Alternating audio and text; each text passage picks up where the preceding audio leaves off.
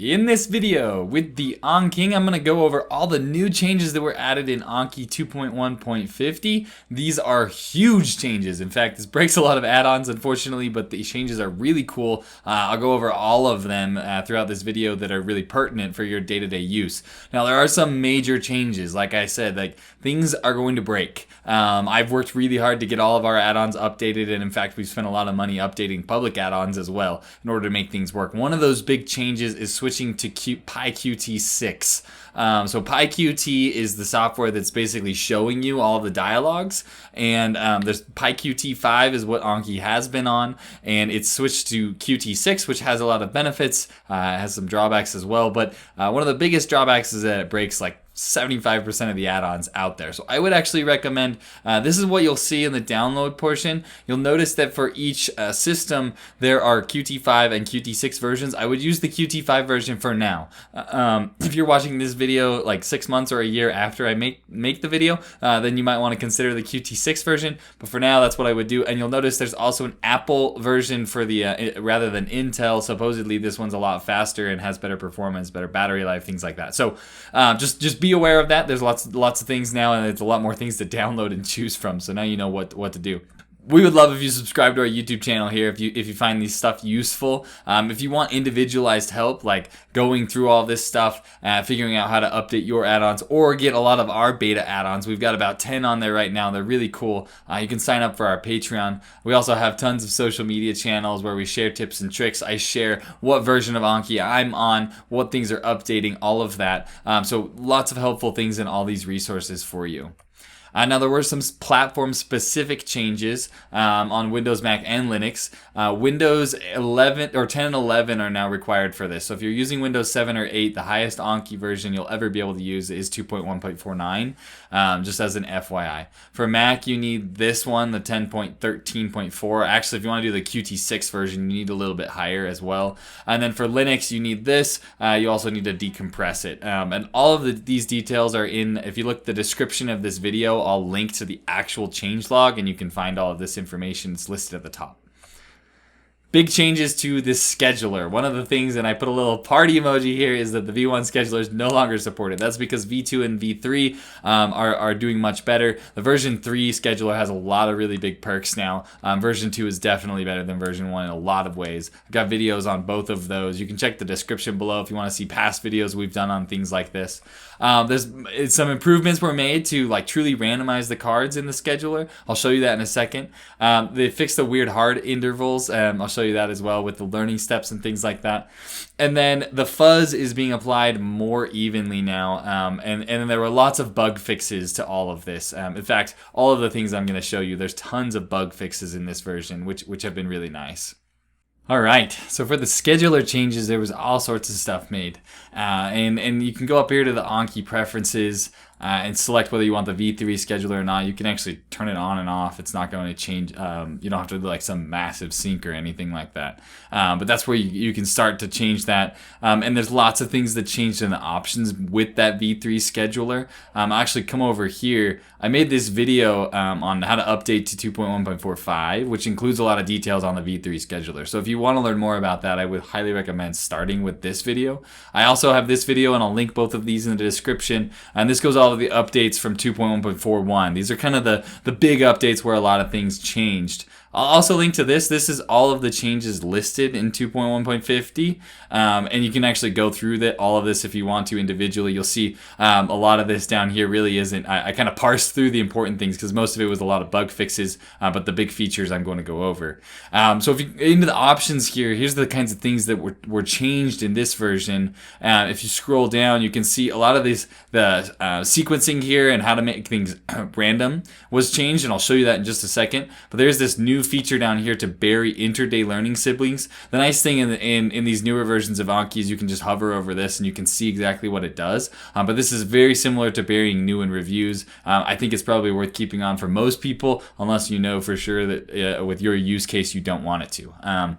So with the new cards and the reviews sort order, this is going to work better in this version. And a lot of people want to totally randomize things, so this is going to do by due date and then just randomize it. And the new card gather order is kind of confusing, but in old versions of Anki, for those of you that have used it for a while, it basically was by default by the deck. If you had subdecks, it was grabbing cards by the first subdeck, then the next subdeck, then the next subdeck. People didn't like that. There were hoochie add-ons to randomize it. Well, now you can just use the gather order. You can randomize it, and then I leave this sort order at order gather because you've already randomized it. And so that's what it would do. Now you can see I've got this, and I've got subdeck 1, 2, and 3, and I have notes in each of those that are 1, 2, and 3 is what they're labeled, so you can easily see it. So I'm going to do this by deck so you can see what it initially was, and we'll click on this here, and you can see it does 1, then 2, and then 3. But if I go back into my settings, and we'll change this to random. And you can do random notes or random cards. When I was testing, it seemed to work either way. So now it's doing 2, then 3, then 1. So it works really well in that regard. Another thing that changed with the scheduler was the learning steps, specifically the hard learning steps, or if you have a lot of learning steps. So if I go into the options for this one, it's the second one here. Options. I made a new group here, and you can see I added lots of learning steps. Now previously with my recommended settings, the hard interval, like for example this one has my recommended settings. If I show the answer, the hard interval would have been that's our lots of learning steps card. So I'll just show you that one first. You can see that we've got, here's the hard interval.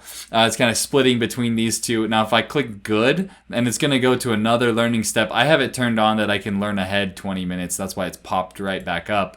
And now you'll see the hard is 15 minutes, is what the prior good was. So the hard interval now will just repeat the previous one. I'm going to go ahead and get rid of that, and we'll go back to our card here in the learning steps, and this is just a basic card I made, and you can see where hard previously was going to be 12 hours, which was kind of annoying for a lot of people, and everyone asked me, I don't want to do that. It's now just 1 day. So those were kind of the updates that were made for the hard interval. The last thing with the scheduler is that it will show you how many cards are going to get buried when you're studying them. So if you click, you can see there's new, learn, and then do that show up in these columns. There was actually, this learn was added. It wasn't on the last version. There's now a title here. But if I click on this, you can see that it's 5 plus 1.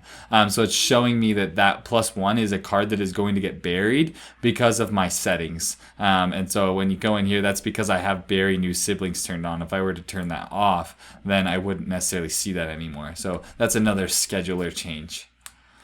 There were also some preference changes in the preference settings on Anki. One of those is that you don't necessarily have to switch day and night mode anymore. It'll go with your system. You can force that. There were changes to how Anki backs up things that were actually kind of cool. And so I'll show you all of these. The preferences changes are minor, but I think they're really handy. So I'm going to go up to the preferences here and show you what this is. So one of them, there was this button this option was added to ignore accents in the search. So you can go ahead and do that. It is slower, but if you're using a lot of accents, that might make it easier, so you don't have to type the correct accent.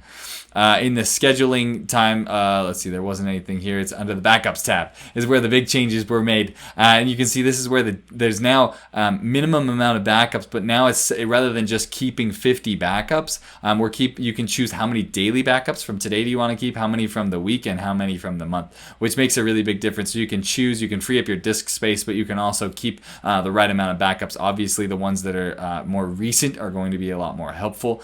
So that's kind of the new feature here. And then also in the basic here is you can switch between what you want to do for light and dark. So mine is to follow the system, and you can also choose if you want to force it to go one direction or another. So anyway, those are the changes in the preferences. Kind of related to the preferences, a change here. If I go File, Export, and I'm going to export my entire collection. Now I've got this HTML in here is an add-on we're testing so that you can export your flashcards as a PDF. So ignore that. But notice that if you're exporting your entire collection, there is an option to do the 2.1.50 plus. That makes it a smaller file size and just a much more efficient, faster export and things like that. But you will not be able to backwards import it into earlier versions. So just kind of a cool feature. A lot of the things that are being done under the hood in these updates are to improve performance. Like even the backups are supposedly much faster in this one, and make it easier to close Anki and sync and all of that. Okay, there were lots of browser changes. One of those being the forget function was kind of updated, and you can actually use it in the reviewer now. And there's new things. I'll show you that. There's a new view menu, which is actually not just the browser. It's Anki's main page as well, where you can zoom things. There's a new text-to-speech tag that was added. You can do some fun stuff with that, and I'll show you that. You can add and remove tags from the sidebar. I think this is a really cool feature, something I would have never even thought about, but definitely very useful. You can also create copies of your cards, which is really nice for making new flashcards based off of things. So I'll go show you all the browser changes now.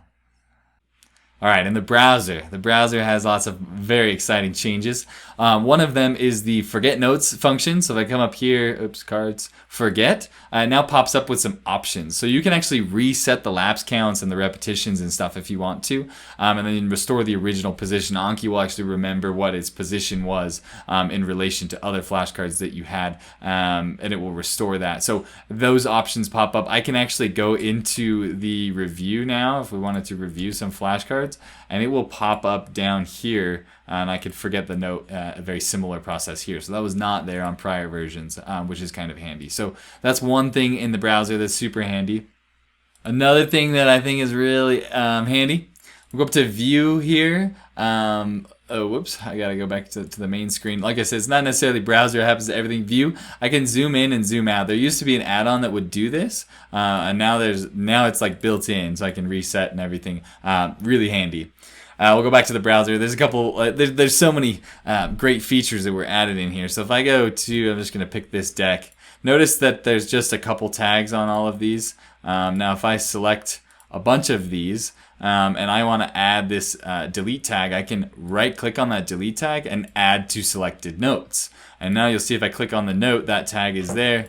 So I have that on all of these. But if I select them all again, and then right click, I can remove from selected notes. So just kind of a super handy tool for like I said, I never thought that would be useful, but it turns out it's actually really handy if you're adding tags that you already have. Now of course you can do the add tags button. This is the fastbar add-on up here. You can do that and type in whatever you want. That's always an option. Now kind of related to this, I've got this note here that I've created, and I've put some content in here just to show how this is working. So I'm going to go to cards, and then my back template. Here is the extra field and my personal notes. So you can hear that. Now right here, I've got this is the new text-to-speech thing that I've put in here, and you can basically, if you format it like this, you can put whatever you want in the middle and have it read whatever you want it to do. So I can say, "I'm awesome." Here is, and then it will read whatever's in the extra, so the extra field, and then and personal notes, whatever is in my personal notes. So if I hit plus, you'll hear, "I'm awesome. Here is the extra field and my personal notes." Okay, so super handy.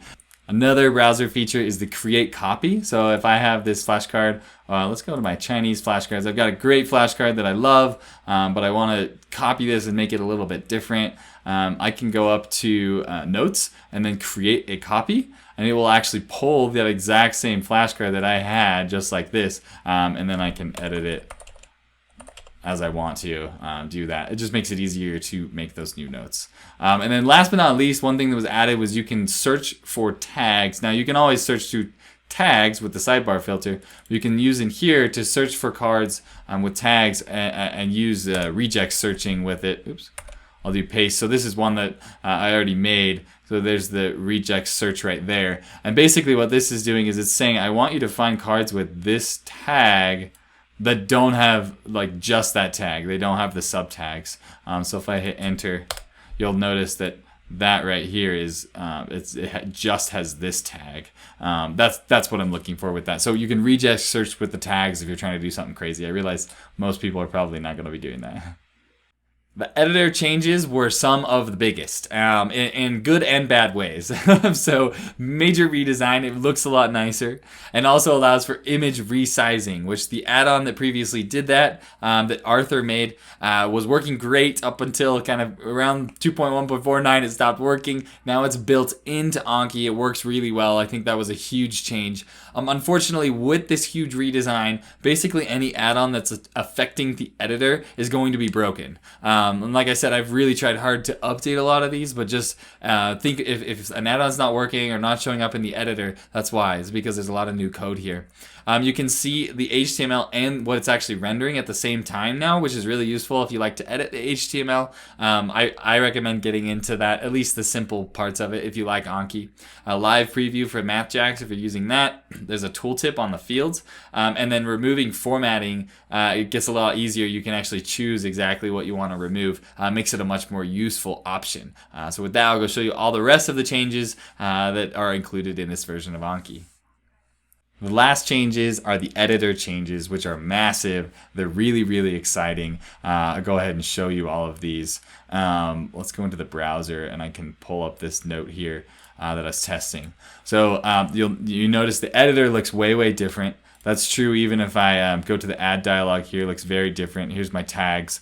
This is the field autocomplete add-on, so that's not default, but all of these are here. And so you can hide fields by default if you want. And you can do the HTML. And then this is kind of like the frozen fields that there used to be. If I leave that toggled sticky and I add text here, I'll add text here. And this is example 1. So let's say I want this text to stay even when I make example 2 card. We'll go on, that's fine, I'll add it to here. Click add, you'll notice this stickied and stayed there because I had that stickied and turned on. I'll go ahead and close this, we'll go back to the browser. Now, like I said, you can toggle these off. But in a note like this, you can also do the HTML editor, which is really, really cool. And this part right here will actually let you see the HTML at the same time as you're seeing this, which I think is cool. So you can type down here, it adds it up here. If I were to do this and highlight it, you'll notice it automatically adds the HTML. So if you know a little bit of HTML, it automatically does that. And like I said, there's new versions already about to be released. It switches these strong tags out for just the B. So it would look like this. Anyway, it's a really, really great HTML editor, quite a bit improved from previously. And the editor here is really, really nice. Now, if I want to, let's go to the AnKing note types, and I've got these notes that have images in them. One of the big features is that you can resize notes. So I can click on it here, and you can click this to make it, the actual size. I can adjust it and then shrink it just for the sake of making things easier to use. But if I do that, it goes to actual size. I can adjust the size I want it to be. Click on it again. You can also center things or justify things however you want. So it's a much, much easier editor to use, and the image resizer is really, really powerful. I also mentioned you can remove the styling. So I can go right here and you can click the eraser, and if you click off to the right, you can erase everything. So I can remove formatting completely right there, or if I undo that, oops, I guess I can't undo that. We'll highlight things again. I'll make that bold. We'll make you italicized. So now if I want to highlight that and I don't want to remove the text color, but I want to remove everything else, then I can remove the formatting and it won't remove the coloring. So just a much improved editor. Unfortunately, it does break a lot of add-ons, but you'll notice most of the add-ons I have been updated. Like, we helped update a lot of these, so you can still use most of the add-ons that are toggling the editor. Couple other big changes. I'm going to go into my flashcards that have lots of tags. And they have really long tags, and I've deleted most of them just to make this easier so everything loads faster. Let's see, we'll go into, here we go. So I got cards that have these tags here, and if they get to the point where they have 1,000,000 tags, it will actually just show you the end tag, and you can hover over it and it will show you the full tag. So lots of really, really cool updates in terms of tags. Now if I were to type here, I'm going to warn you, this is kind of slow. Because I have so many tags in here. I did report this as an issue because for whatever reason it's catching and going quite slow. But when I type this in and wait, it will actually pull up a list. There we go. And then you can hover through and choose which one you want. And so it pulls from things that you already have. Makes it really easy to do stuff like that. So the tags are really nice. There's a little bit buggy at the moment, but I think that will be fixed quickly. Let's go back to the add screen. Another really useful thing if you're using MathJax, let's see, MathJax inline, and I'm going to just paste one that I have in here. It's going to actually give you a live preview as you're doing it. So I can do I equals 4. You can change it and you'll see the live preview in there as you're doing it. Then I can go ahead and type things. I can come back, edit it as I want. I can make it a block instead of inline. Very, very improved as far as the editor goes. The last thing, I don't think it will pertain to a lot of people, but if you go to the Fields button here with any of your note types, you can actually add a description on these. So I can say for the front, this is the front, important stuff goes, right? If I save that, you'll see now there's a little tooltip thing here. If I hover over that, it does that. So if you're designing note types, or if somebody has a note type that you've downloaded, you can go ahead and click on that, and it'll pop up that this is a tooltip to make things more helpful. Last but not least, I'm just going to put in a plug here. This is our member exclusive add-ons. Our membership includes, we'll troubleshoot things with you over email, stuff like that. There's all sorts of tiers, but for every single tier that we have, this is basically like a Patreon. We're making add-ons constantly. We're using the money that we get from this to make more add-ons. So things like manually setting your ease factor, being able to make flashcards from a Google Doc, calculating how many flashcards you need to study every day in order to finish a deck by a certain time. And with this, you can choose that I don't want to add new cards on Friday, Saturday, Sunday, things like that. Really cool calculator stuff. This one basically makes it so that you can take weekends and holidays off, and it load balances your cards over the rest of the days, but it doesn't, you can keep your streak because it won't reschedule cards that aren't mature. Works with your mobile, everything like that. We've got so many really powerful add-ons. We're making more all the time. So if you want to support this stuff, you can go ahead and go to this website and sign up. And with that, hopefully you enjoy the new, latest and greatest Anki version. Thanks for learning with the AnKing. Be sure to subscribe to our YouTube channel here, as well as follow us on Facebook, Instagram, or Patreon. That is at AnKingMed. Also, feel free to reach out via email or check out our website, ankingmed.com, for more tips and tricks.